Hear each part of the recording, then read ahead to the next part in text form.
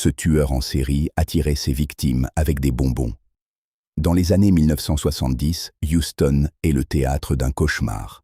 Dean Corll, un homme en apparence ordinaire, devient l'un des meurtriers les plus notoires de l'histoire américaine.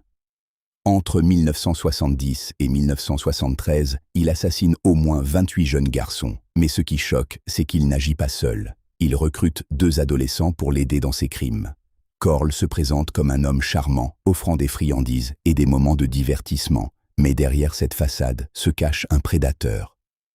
Il choisit soigneusement ses victimes, des garçons âgés de 13 à 18 ans, souvent vulnérables. Lorsqu'une enquête est lancée, aucune piste ne semble mener jusqu'à lui.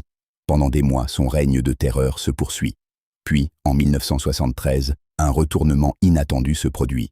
L'un de ses complices, à la suite d'un désaccord, décide de le tuer. Cet acte libère un flot d'informations sur les atrocités commises. Plusieurs corps sont retrouvés, révélant l'ampleur de l'horreur de ces crimes.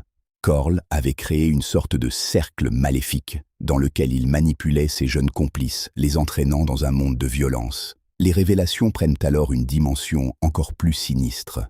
Il ne s'agissait pas simplement d'un tueur isolé, mais d'un réseau de complices vulnérables, façonnés par la peur et la manipulation. Finalement, la police parvient à mettre fin à son règne de terreur. Les vérités dérangeantes révélées sur son organisation criminelle marquent un tournant dans l'histoire judiciaire américaine. Dean Corll, surnommé le Bonbon Man, a laissé derrière lui une traînée d'innocence perdue et une ville hantée par son souvenir.